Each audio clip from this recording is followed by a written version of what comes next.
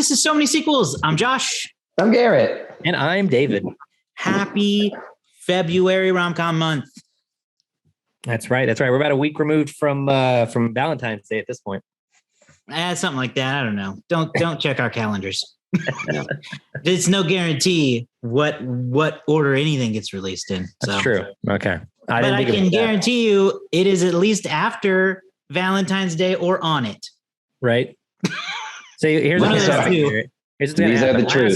Last week, Josh made a mistake and it got edited out. This won't get edited out, though.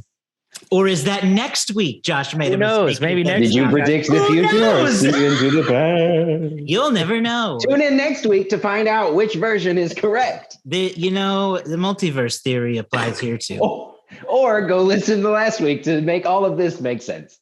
Love that. Too bad Andrew wasn't here to be just thoroughly confused by that because whichever one Andrew is not in. He wasn't here for the first one, so he's like, it's a lot. Oh gosh. Oh boy. Anyway, rom-com month. We're talking rom-coms. This week we're going to talk about what I think is fair to say is a little known rom-com, a little bit of an indie flick. Mm-hmm. This movie came out in 2013. It's called What If, starring Daniel Radcliffe, Zoe Kazan, and Adam Driver. Mackenzie Davis. Mackenzie Davis. Yeah. And it's got one of your standard rom-com structures. Daniel Radcliffe is like post-breakup, and he's kind of given up on society, and he's slowly dragged back in with the whimsy of a new love interest. So Garrett picked this movie. Tell us why. Yeah. So as if you've listened to our episodes this month, you may have heard me say I am not the biggest connoisseur of rom-coms. My repertoire is pretty slim when it comes to classic rom-coms, but I do like indies movies. And growing up, I was a big indie person. And so a lot of my rom-coms are very indie based. So this is one that I kind of fell into. For me, it's not necessarily the story as much as the package that it's delivered in for me on this movie. It's quirky, it's awkward, it's charming for me. Everybody at some point in time makes a mistake. Everybody's likable while also being unlikable, and you see their flaws. I think it does a really good job of painting both the good side and the bad side of people.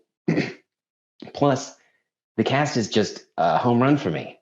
I mean, Daniel Radcliffe, A+, Adam Driver, A+, Zoe Kazan, A+, Mackenzie Davis, like all of them have this charm about them. Again, despite the fact that they may not be the best people, they are so charming, and that comes across in the dialogue and how it's delivered. And just them as people, as we have seen them go from this movie where they were, with the exception of Daniel Radcliffe, who was Harry Potter famous, but everyone surrounding him not as famous, and they have become so over time. And so for me, seeing this movie in theaters in 2013 and seeing them grow to what they've become adds for me that level of charm, knowing that it just, for me, really reflects who I see them as now. And so I connect with this one a lot. It's again, for me, very funny. I like the awkward indie charm, the soundtrack, the animation pieces that pop in there from time to time. Just all of that aesthetic is stuff that really calls out to me. Yeah, I agree. It definitely has that, and I don't even know how to describe it, but that 2010s indie charm. It's like its own Instagram filter or something where you can just tell. And I like that. That's a compliment. Because I am just I don't know, attracted to that thematically. But I think this is the Daniel Radcliffe's first post-Potter film that I liked a lot. He'd done a handful by now that I never really connected with. The Woman in Black, I believe, that was like a horror movie, and it just wasn't much for me. And then he also did the really weird movie Horns that I just don't think I appreciated like I hoped I would. But then this one, he really again, just proved to me that he is a really good actor, and not just one trick pony with Harry Potter. So I like that a lot. And then Adam Driver is amazing. Love him. It is just a very cute little quirky movie. So I would say I enjoyed it overall. I like it quite a bit. What do you think, David? Yeah, it was kind of interesting because it is kind of like a young, it's a young cast of people that we've all become pretty, for the most part, come familiar with. I think that you can really tell that it was well written in a lot of places. I feel like for me, a lot of anytime Daniel Radcliffe and the female lead, Zoe Kazan, is that how you say her last name? I believe so. Anytime they were on screen together, it worked. Like everything, like it just felt so natural and it flowed so well. The dialogue felt realistic and funny and charming, but not like so real. But it also felt like someone. It was clever. You know what I mean? As opposed to being that sort of like realistic where it's kind of like dull to listen to it. They were very charming together, and. It was some of the other characters, Adam Driver and I think Mackenzie Davis, they were kind of boisterous and loud, and sometimes their dialogue was a little bit less. It didn't seem like it was written by the same person almost. It was just kind of very over the top. But I would say that the only thing that really dragged for me was there's a handful of times where it was Chantry is the name of Zoe. Hang on. Oh, hey. Sorry, I was trying to mute the mic, but I was not fast enough. Sorry. Chantry, Kazan. And it was anytime it's her and her friends, it just felt like it was written by guys. It didn't feel to me natural at all the way they were talking. There was only like 2 or 3 scenes where it was just Chantry and her friends, but her friends just seemed so not like how I've ever heard people talk. So I had a bit of a thing with that, but hey, it's like you said, it's an independent movie. So sometimes these things are more focused on that core thing. And this is at its core. I'm going to say this and see if you guys agree with me. At its core, this is kind of a guy's romantic comedy. It's from Daniel Radcliffe's point of view. It's from the male point of view for the most part. And not to say that you don't see how Chantry feels, but it's, I think, a little bit more his perspective. And I think that there's a lot of guys who feel like they have been either like in a situation like Daniel Radcliffe or in the same situation as Daniel Radcliffe in this movie. The original title for this movie, you guys probably know this, was the F word. F word meaning friend.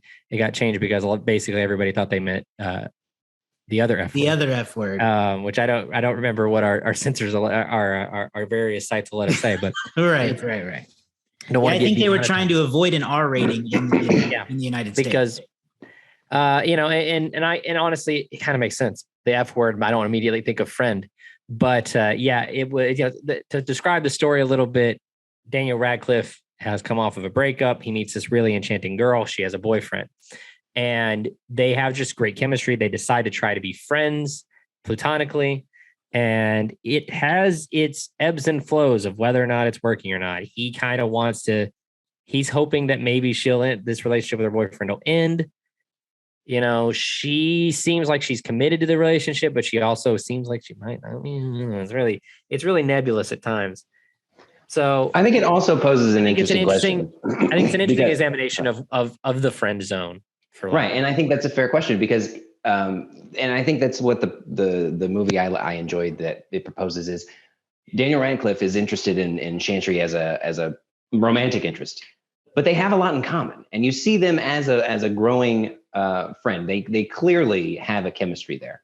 Mm-hmm. And so I think it poses that question of what do you do in that situation where you have this relationship and this friendship that means something to you. It's getting him out of the house. It's getting him, past this trauma that he has added to himself. And this relationship means something to him, but it can't mean what he wants it to mean. And so what do you do, whomever, man, woman, child, whatever, in that situation of this person means this to me and is clearly helping me, but I'm looking for this. So like, how do you find that balance of friend or more whenever that other relationship can't be there? Is it possible? Well, and Daniel's character, gosh, I've forgotten it already, but Wallace, yeah. And Wallace and Alan, played by Adam Driver, they have the conversation that is always steeped around this idea of the friend zone of what are the three things, like they call it three things. What are the three things you can be? I think they come up with the fourth one too, but which is you can be sleazy and, actively try to break them up, and just say screw the friendship, or you can be conniving and work, let's be her crying shoulder and, slowly work towards breaking them up. Or you can just, pine for her for the rest of your life, knowing that you'll never be with her and just enjoying what you can have, which is the friendship, which is pathetic. And those are kind of a lot of the things that go into this concept that's been sort of, I think, popularized over the last 20 years. It may go back to the 90s. I don't remember. I was a child then, but this idea of the friend zone, of wanting to move things to a romantic level, but the other person in the relationship not being interested in that, and whether or not it's fair, any of those kind of questions. I felt both bad for him, and then I also felt like I was trying to put myself in the perspective of someone else and say, like, should he just say, this isn't going to work? Because it felt like, and I think a lot of guys who claim to be friend zoned, this is how they think about it, is there's this perspective of they're just waiting around until you decide to have sex with them, right? And I think Wallace in this movie very much presents it as, in his head, as that's secondary to it.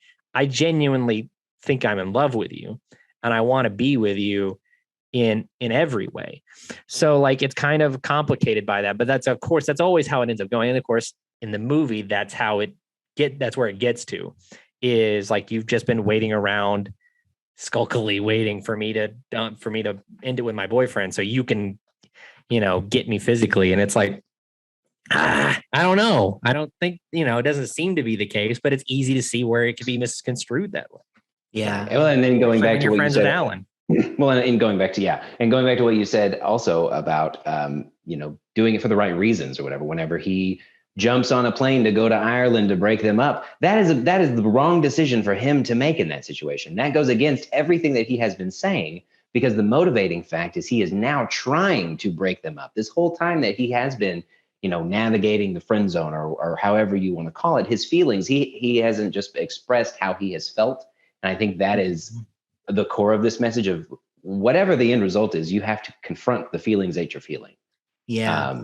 And you can't do it like she goes off to be with him because she was confronted with a feeling in a situation that made her uncomfortable. And it should have, whenever they went skinny dipping and proposed that I'll look if you look, that changed the relationship. She went to Ireland. He flew after her to go break them up, rather than at any point in time them dealing with their actual feelings in the healthy, proper way. And they handle it poorly each time until it comes back full circle. So I think pointing out those moments where they are wrong, even if they think they're doing for the right thing, is also important to see. Right. And I like that it rejects the rom-com trope of flying across the country to announce your love, or across the world to announce your love, would be something that would be celebrated in the trope, right? That would be a very happy moment, probably the end of the movie. But this one, grand gesture, this one presents it as the problem that it is, in that even though the outcome was like favorable, it was his intention being revealed that set it all aflame. Because like, yeah, she did break up with him because she wasn't sure about it, blah, blah, blah. So like in the trope, they would have like run into each other somewhere and been like, oh my God, why are you here?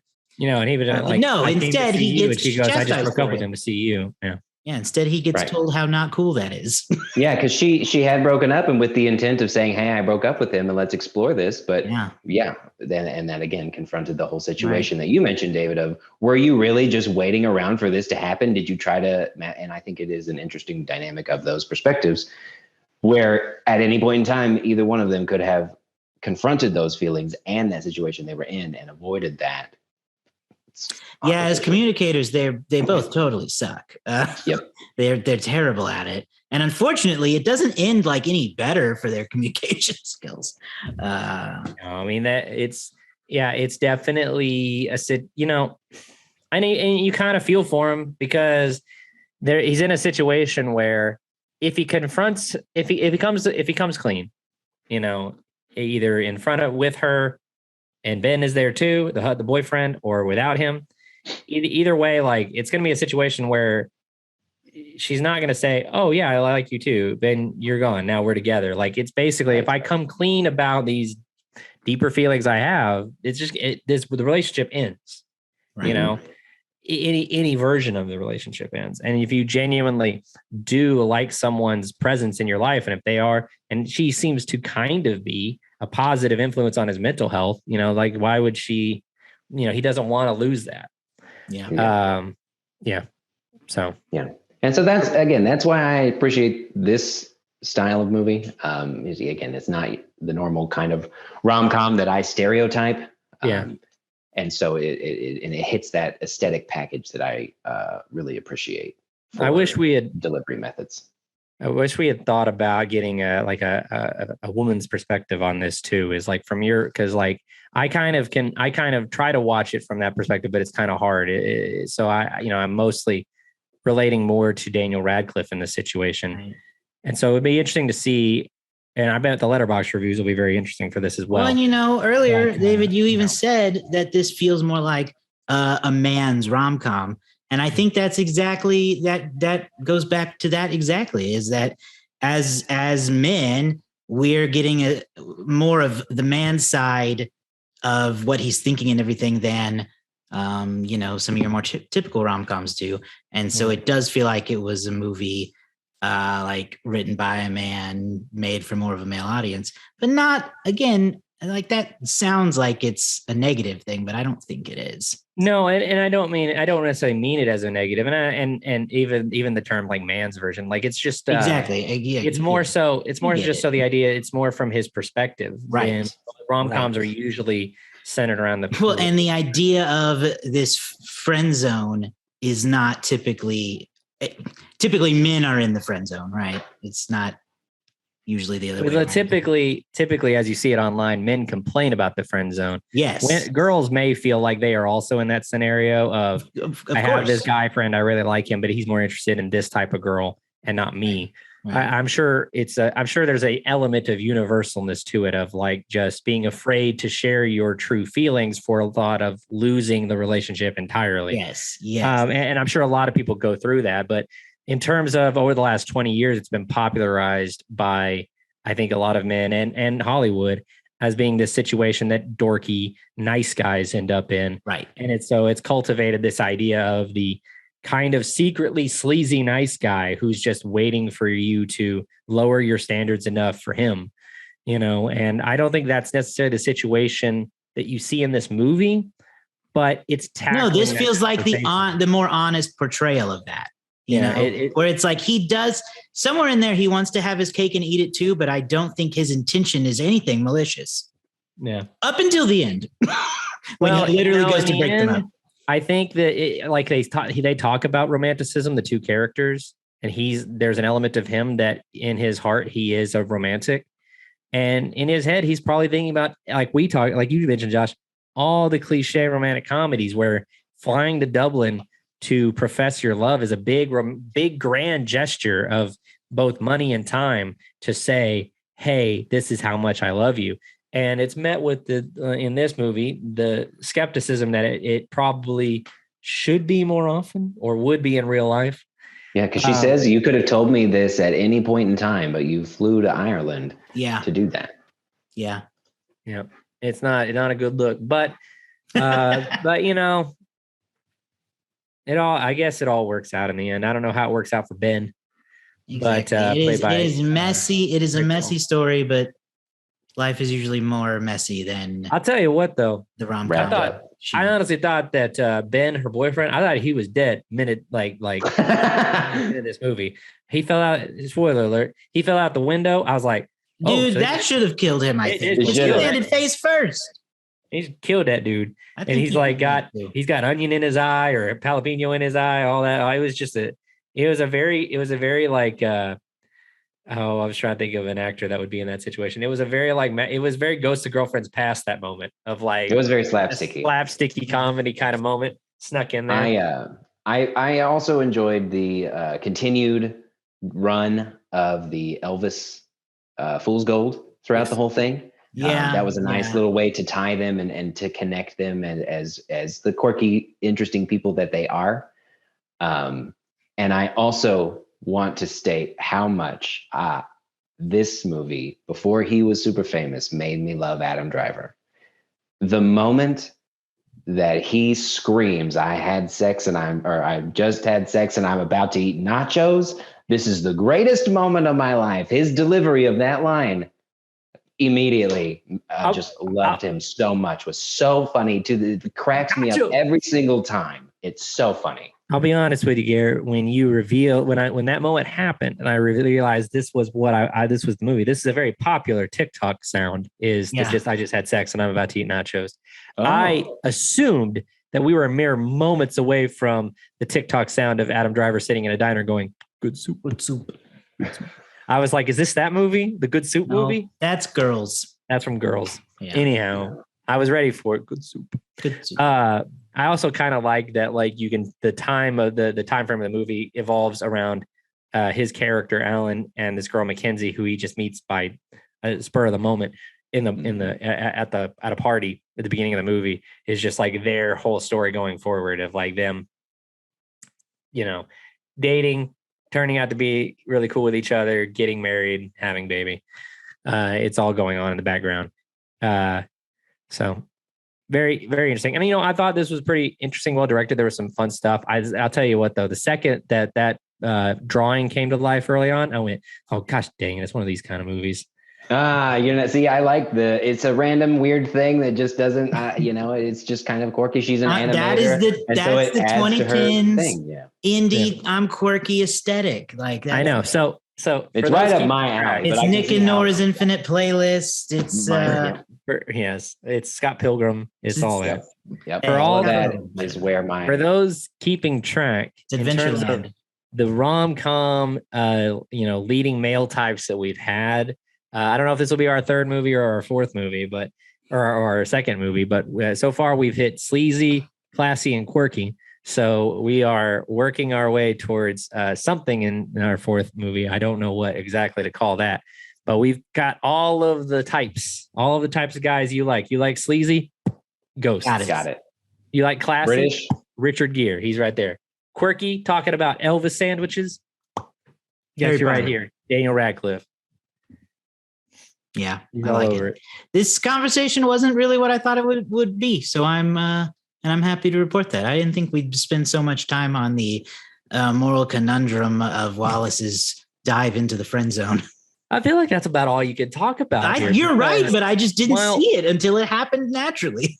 Because, even while if I was going to compliment somebody in terms of the production components and in terms of like from a performance standpoint, I kind of feel like for me, the standout actually is Zoe Kazan. I feel like she has this really, she does this really good job of being kind of like, when she's nonverbal, she kind of like tells you so much in her face with how conflicted she is about her relationship. And you can tell that she does care for Wallace, but knows that she can't act on it. And you can tell that she cares for Ben and knows that she doesn't want to end that relationship, that it's part of her part of her life. So I think Zoe Kazan does an incredible job in this movie in terms of a performance aspect. Adam Driver is really hilarious. And I think Daniel Radcliffe does a really solid job too, not to knock him off, but so I mean, what do you guys think in terms of performance as well? I agree. I think that the emotional performances are really good. I also think that you mentioned something about the female perspective of the friend zone earlier, and she says something to him about it's weird for guys to be like no guy wants to be friends with a girl who has a boyfriend, is what she says to him at some point in time. So they do address the fact that there is, again, a chemistry there. And so that kind of does very slightly add a little bit of her perspective of this friendship means something to me also. And so, for him who cares about this person, how do you, again, deal with that dynamic of, I want to be your friend, knowing that you have those feelings there too. And this friendship means something on both perspectives. So it would be interesting to hear more of that side, to get a bigger perspective. Yeah. What about But you as far as the guys? performances, I think the emotional performances that everybody has are quite good. And again, I think that everybody has a chemistry with each other when they are on screen for the most part. Yeah. The performances are really good. I like Zoe a lot. She's also in The Big Sick, which is another rom-com I really enjoy. She's just got this genuineness about her that is just really fun to watch. And then Adam Driver is such a good contrast to Daniel Radcliffe in terms of a friendship, where he's just, the loud, boisterous one, like we said earlier. And Daniel Radcliffe is more quiet and reserved. So seeing them bounce back and forth like that is really fun. I think it's a good group. It's a good group of actors. I think it's well cast. They feel like a believable friend group. I did think it was interesting and very, very indie movie for the movie to be set in Toronto. You don't see a lot of movies set in Toronto.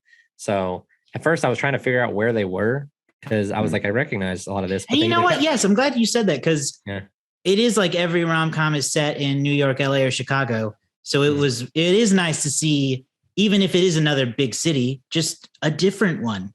Like, yeah, it's nice to not have everything end in front of the Sears Tower or something. Yeah, no, it's very, and it was very, it made for the other cities exist. People fall in love in other cities. Yeah. People are falling in love in Jackson, Mississippi every week. So let's spread the love. Branch out. Let's branch out. You know what? They need those tax breaks. Is what they need. You got to get those tax credits.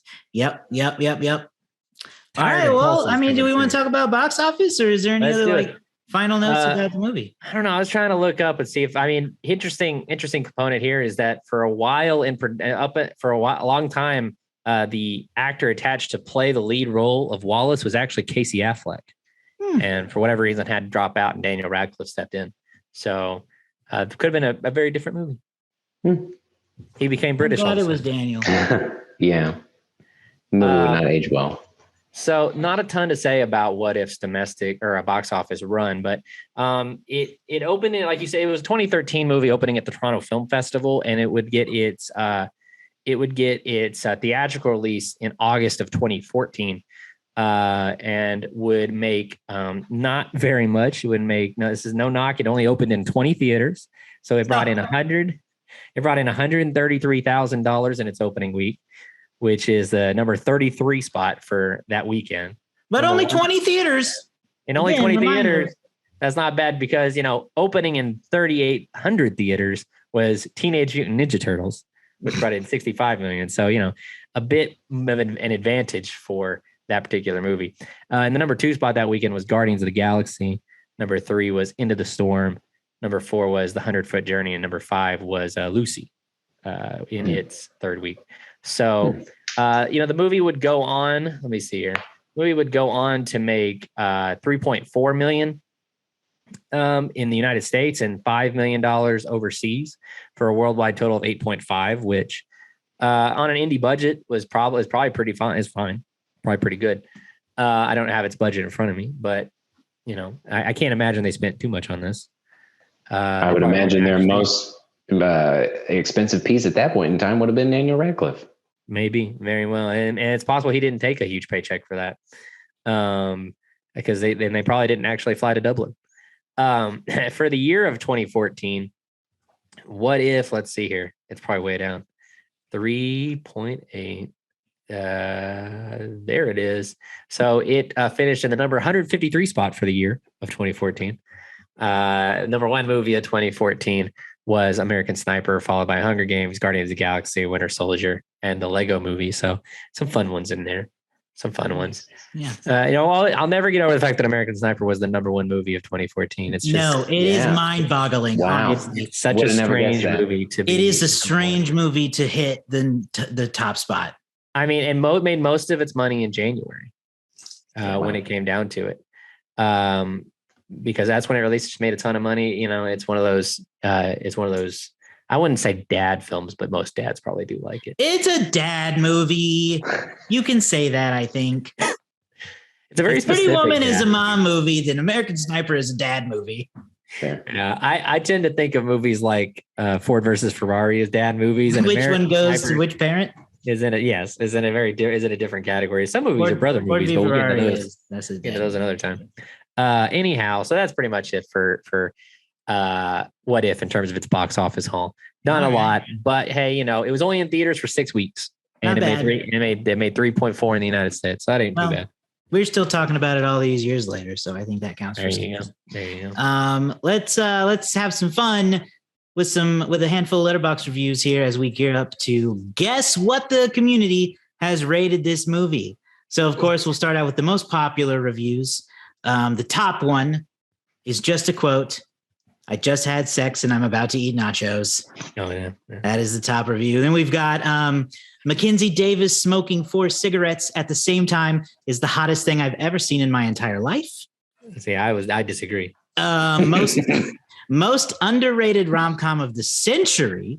Whoa. Adam Driver and Mackenzie Davis make the weirdest pairing, and I loved every second of it. And then I really identify with the moldy banana Adam Driver uses as a metaphor for Daniel Radcliffe's sad, lonely, lost, pathetic character. So then some bad reviews. This one is a half star that just says, insert loud shart noise. Half star. This was so bad. LOL. Like that review could go for a lot of things. Like you could use that for a lot of movies. I once walked past Daniel Radcliffe and I'm still scared. I also hated this movie so much that even Adam Driver couldn't get me to finish it. And then finally, as lame as that weird ass sandwich they keep making. That sandwich sounds delicious. Delicious. It was fine for me till he added the bacon. I was like, oh, the bacon. The Letterboxd people are so funny. They're all over. You can have a great time reading Letterboxd reviews. You can get some of the most insightful reviews you've ever read on Letterboxd, and then you can get some reviews that honestly, it's like these people should be writing for SNL or something. Right? They're just as honest in like half the words. Yes. Oh yeah. I'm gonna guess where are we leaning here? I'm gonna guess like a 3.3. I know what it is. I'm not going to guess. Oh, that's right. I forgot that you were the one. So 3.3. I kind of want to go a little higher, but I don't want to go too high. You know what? No, I don't. I want to go lower. I want to do 3.0. 3.0 for Josh and David. You said 3.3? Yeah. Hoping. All right. Based on the reviews of Letterboxd, with David is our winner. 3.2. Ah, very close. Man, I should have gone with my 3.2 guess. I was going to say. Yeah. All right. Well, you know what, boys? That ties it up at the top because now, well, depending on which episode comes out, we're all tied up. This is my new favorite. Nobody I just keep it. It's my new favorite bit through our episode. What day is this it? episode coming out second or third? So all I can guarantee you is that it's February. Yes. Yes, it is February. So happy Valentine's Day, or we hope you had a happy Valentine's Day. Yeah. What do we give it? 3.5, but I wish I could do 3.75. Yeah, I'm also gonna say 3.5, but I wish I could give it. I wish that Letterboxd would allow me to give it like a 3.4. I will equally tie with the 3.5 with the asterisk of this is a 5-star movie for me. This is a 3-star movie. I get this is a 3.5-star movie. I get it, but for my aesthetic and my nostalgia, the package that it delivers gets the extra. That's fair. Stars. Nothing wrong with that. Wait, so are you giving it a 5-star? Or are you giving it a 4-star? I'm giving it a 5-star review based on my own personal feelings. I understand, but I'm saying that as a real reviewer, I will give it a 3.5. But my personal review, 5 stars. Oh, interesting. I understand that the message is 3.5 worthy, but for me, the aesthetic is 5-star worthy. Well, there you go. Well, then, you can either meet yourself in the middle there, or you just give it what does your heart say? My heart says 5 stars, baby. I will never not watch this movie. Hey, then you have 5 stars. And that's what listen to your heart. Listen to your heart. That's what Valentine's Day is all about. That's what Valentine's Day is all about. Okay. Find us online for more movie reviews. SoManySequels.com. You're going to find links to our show there. We got YouTube. We got all the podcasts. Social media. We don't just make this show. We also make fun videos on TikTok, on Instagram, on whatever. So follow us on all those. We're always sharing interesting movie news, funny memes, videos. You should follow. Yeah. And for even more, patreon.com/SoManySequels. You can subscribe to one of our currently 2 tiers on that platform. If you've ever really enjoyed the show and you would love to support it, that is a great way to do it. So check that out. Yeah, you can join us. And that's a way that you can get access to our Discord, and you can talk with us about movies all the time. That's true. You can talk to us whenever you want. That's a good and it's not like that money just goes into our pockets. That's going to go to help us maintain our website. That's the idea. Hopefully, it'll pay for this Zoom account, maybe, or whatever other accounts we want to make for this type of thing. So you're helping keep the show going. Really, it's not just for us to fool around with, huh? Yeah. Right now, we're basically poor, doing this all on our own. Yeah. Help us out. Help us. It's true. That's true. Help us. All right. We'll see y'all next time. Bye-bye. See ya.